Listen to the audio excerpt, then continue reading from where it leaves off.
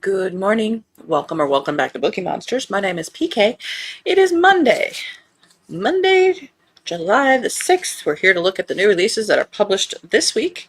Mondays we look at cozy mysteries. There's not as many as last week. However, we will look at them all. Don't know about Friday yet. We'll see how we go. Sorry, I just realized my glasses are really dirty. Hope you had a good weekend. Stayed cool, stayed safe, read good books. Yeah, that's better. And Bobby says, good morning. Well, good morning. Let's go over here. All right. Opposite of what's going on right now, this book is called Snow Days by Cindy Davis, fifth in the Moosehead Lake, Maine Cozy Mystery Series.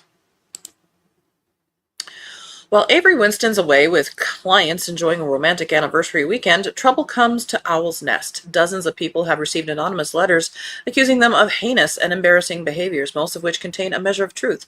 Included in the mess is the well-respected police sergeant Tucker Beaulieu, who is placed on suspension until this is straightened out. Avery and her besties Harper and Mia will not sit back and see their friends fighting like proverbial cats and dogs, will not see Tucker's reputation ruined by rumor and innuendo. But before they can begin collecting clues to stop the smear campaign, Avery's beloved townspeople turn on her. Why haven't you gotten letters? What sort of person can you be to do such a thing? The accusations are short-lived because people realize there's a stranger in town. Pierce Flanagan has ties to several people here. He must be the perpetrator. Hello, mob violence.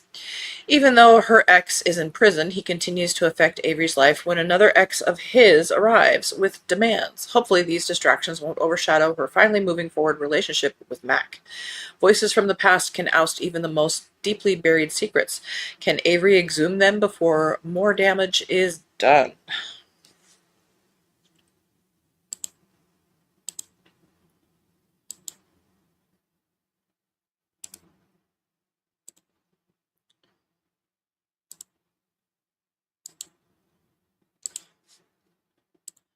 Bobby said, enjoyed the fireworks until the constant change of colors triggered a seizure. Oh, no.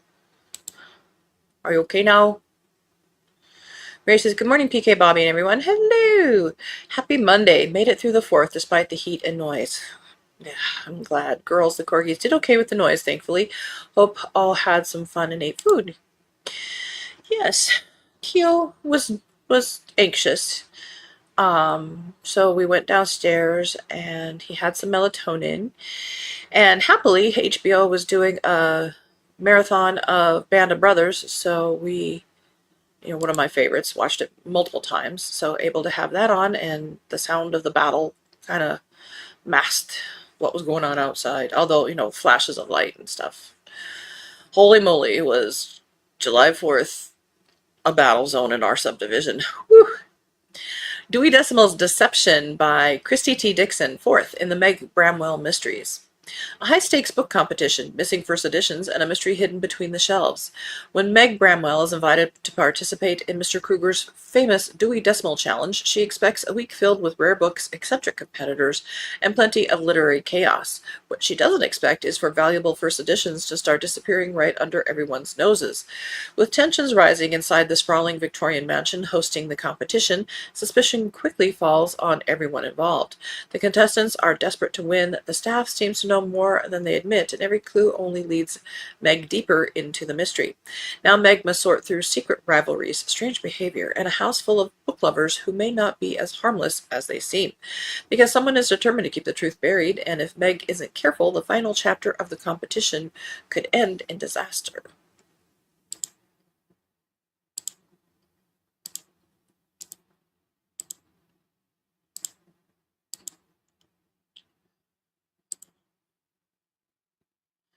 Helen says, afternoon all. Well, hello. How's it over there? Amy says, good morning, PK, Bobby, Mary, and Helen. Well, hello. And Mary says, hi, Helen. Hope it has cooled off for you over there. Indeed. And Mary says, hi, Amy. Cornwall's Deadly Series by Adriana Liccio, 9th in the Homeswapper series. The Golden Girls of murder solving arrive in the postcard perfect harbor town of Fowey, for their latest home swap, just in time for the September Tide Literary Festival, a week-long celebration of Daphne du Maurier's legacy.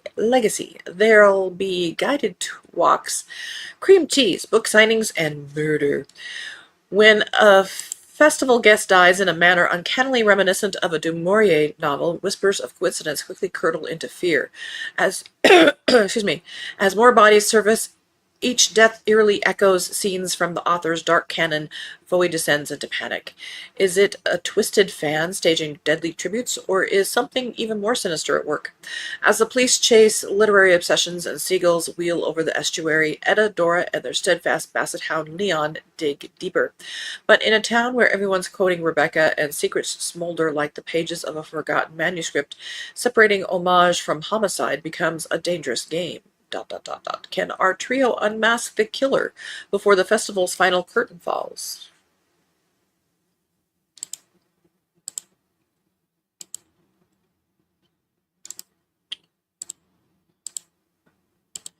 A Fatal Fall Festival by Amber Ward, fourth in the Trails, Timber, and Truth series.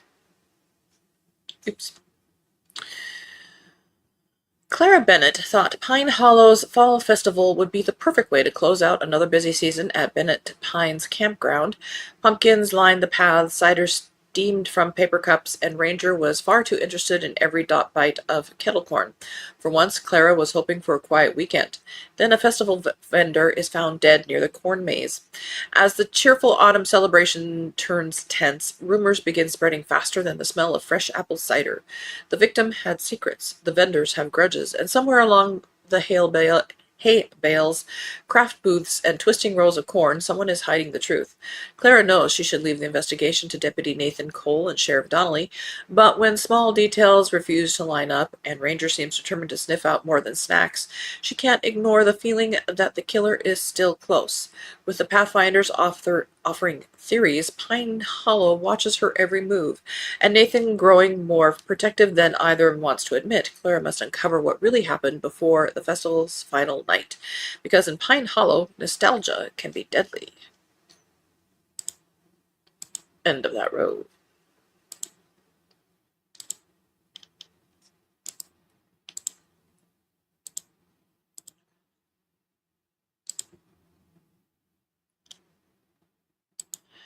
Helen says it has, but apparently the heat wave is going to return. Oh no. And Bobby says to Helen, don't tell me that. Mary says, sorry to hear that because I know AC isn't common there. Hope you can stay cool. It has been beastly here, 100 plus for the last 4 days. Ugh, with heat indexes into the 110s. No. Bobby says, I finally decided my book is coming out on December 25th, whether I like it or not. Well, there's a good goal for ya. Mary says, oh, Bobby, how exciting. Congratulations. Willa and the Wild Ones, third in the Doc and Daisy Mysteries by Stacy Bonner. When a drug dealer moves to Sweetwater Springs, sleuths Doc, Sue, McVady, and Daisy the dog go on patrol to sniff out trouble and stop the chaos. The locals are sick and dying from drug overdoses, but sleuth Sue knows the right people to train a drug-sniffing dog to find the culprits and change the laws to protect the innocent. Daisy narrates this mystery of sibling rivalries, betrayal, and horse farm life with clever canine wit and wisdom, while Sue brings the skills, contacts, and canine forensics of a veterinarian turned sleuth. If you like light-hearted cozy mysteries with twists and turns, a charming town, blah blah blah. Sounds very self-published. But, sometimes that's what you want to read.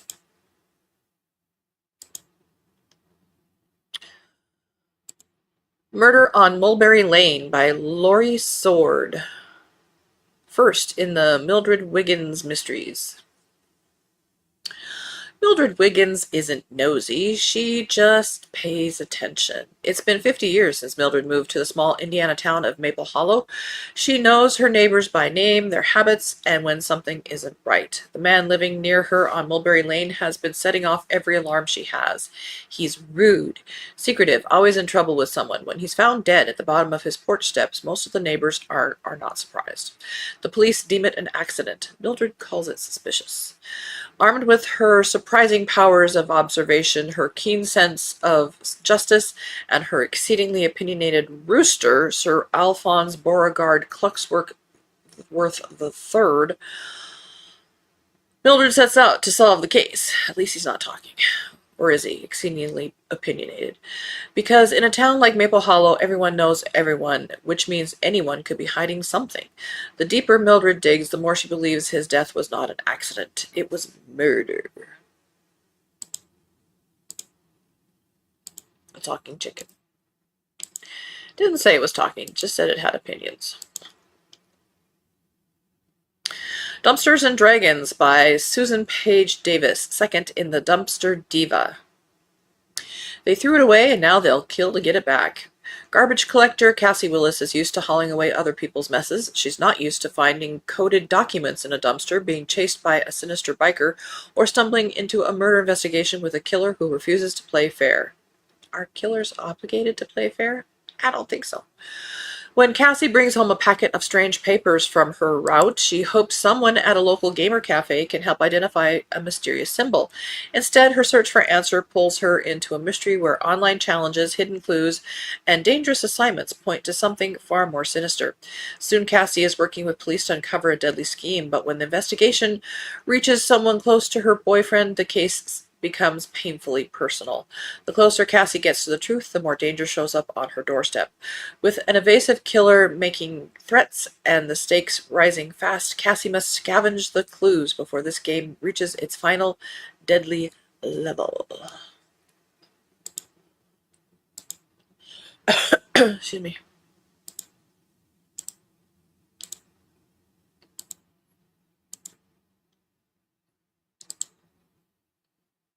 Amy says, congratulations, Bobby, on your book coming out. Yes, indeed. A Hearse with No Name by Nicholas George, first in the Adam Perel mysteries.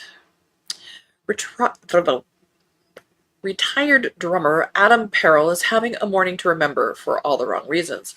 A hearse has mysteriously appeared outside his vinyl record store in the sleepy town of Cordoba in California, and when the police force open a door, Adam gets the shock of his life. The dead body of elderly Celia Evers is in the back seat. Adam quickly learns that Celia, also known as Effing Evers, was universally disliked, a public menace and chronic complainer accused of everything from refusing to pay her hairdresser to dog poisoning. With so many suspects, Adam finds himself drawn into helping detectives catch a killer. But who had a big enough grudge against Celia to silence her for good? End of that row.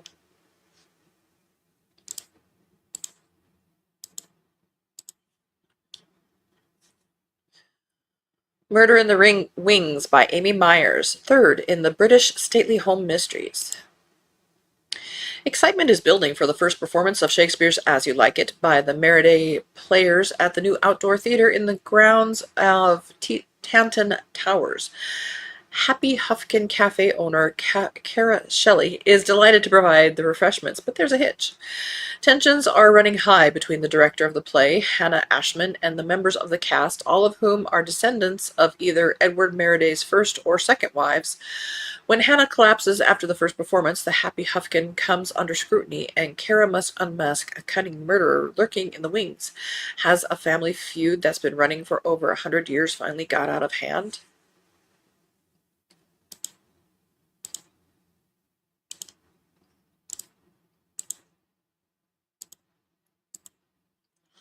Old Scars by Camille Sharp, ninth in the Maiden Harlow Mysteries. It's time for Winterfest, Golden Glen's celebration of all things snowy and comforting. But the pressure is on for Kyle, the Harlow's painfully shy chef, as she prepares for the town's prestigious cooking contest. For Maiden, things are looking up. Her family's inn is thriving, and their ambitious project to revive the town's most infamous mansion is making progress. And she's even been invited to meet her boyfriend's family. Dun dun dun. But life in Golden Glen is never simple, and soon enough, old wounds are reopened. David is trying too hard to be the perfect boyfriend, and his troubled family only adds to the chaos. As tensions rise and secrets are revealed, things take a dangerous turn when someone from Kyle's past starts causing trouble only to end up dead. The finger of suspicion is pointed straight at Kylie, and it's clear that someone wants to keep it that way. The stakes are higher than a blue ribbon. Her future and reputation are on the line. Maiden is determined to clear her friend's name. With the help of an unexpected assistant, Maiden dives into the mystery, but the suspect list is long, and the body count keeps rising. Can she solve the case before someone else gets hurt and Kylie's future is ruined?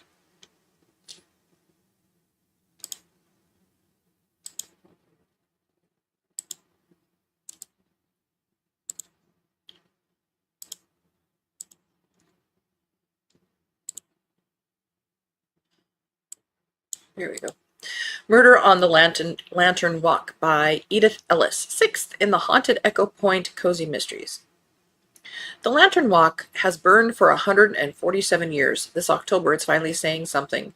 When maritime historian Dr. Arthur Ashcroft collapses at the podium mid-speech at Echo Point's centennial ceremony, Luna Brooke sees that what no one else registers. The oil lanterns along the original pier section flickering in a pattern. Short, short, long. Not wind, not age. A sequence that repeats before the collapse and after it from the brackets that were there in 1879. Ashcroft was about to restore a name that had been missing from the walk's founding record for a century and a half. Eliza Mooring, Chandler, co-founder, woman who fell from this pier in October 1879 with no inquest required. Her contribution was comprehensive. So was her erasure. As Luna traces Eliza's story through archive gaps, a council settlement that was never paid, and a partial ledger page sealed under the pier boards in a bolted tin, it becomes clear that what Ashcroft found in the crawl space put him in a hospital bed. But whoever put him there is still in Echo Point, watching what surfaces next. With Whiskers tracking something the lanterns are still trying to say, and Chief Maisie's calibrating how much of the investigation she can officially share, Luna is working two cases, what happened to Ashcroft and what happened to Eliza. One is a poisoning, the other is 147 years old. Both have the same shape. That was a weird way to put it. The same shape. Cake Crime and Cocker Spaniels by Gail M. Irwin. Part of Whiskers and Whisk's Whodunit series, 13 books. When Kendra Hayes inherits her grandmother's bakery in a charming Montana town along the Madison River, she trades her corporate marketing life for the small community near Yellowstone National Park that she loved as a teenager. But just days before the festive Jolly July Jamboree and second round of the Reindeer Bake-Off Heritage Baking Competition, her grandmother's treasured family recipes disappear. Alongside her inquisitive Cocker Spaniel, Olive, Kendra dives into the mystery because without a long-time family recipe, she can't compete in the prize-winning round. Trouble deepens when someone sets fire to the legendary establishment. Childhood friend Liam McAllister, now a rugged carpenter and outdoor guide, steps up to help with repairs and cleanup. He soon adds sleuthing to his skill set as he, Kendra, and Olive uncover clues and discover hidden records. Was Kendra's beloved granny involved in a mystery of her own? Suspicions and secrets swirl like snow among rival bakers, longtime locals, and newbie wealthy ranchers. Christmas decorations pop up in Christmas windows, a beach clothing-clad Santa gathers his antlered horses, and baking contestants prepare for the competition. Sabotage just might be on the menu. End of that row.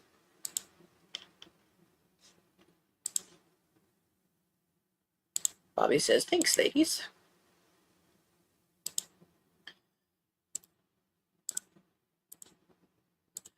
A Most Expected Murder by Lynn Knightley, 2nd in the Copenhagen Cozy Mysteries. Ooh, kind of short. We like that.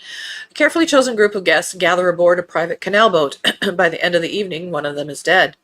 When Clara Whitmore receives an invitation to an exclusive gathering in Copenhagen's famous, I'm going to say it wrong, I'm sorry, Nyhaven, curiosity gets the better of her. As the boat moves through the darkening water, she begins to realize the evening is unfolding exactly as intended. Then, during a simple toast, a man falls into the canal. An accident, everyone insists. Clara knows it isn't. The timing was exact. Nothing that exact happens by chance. Because the evening wasn't planned for a death. It was planned for a witness. Interesting. Do we have time for one more? Bats and Biographies by Diana Zarissa.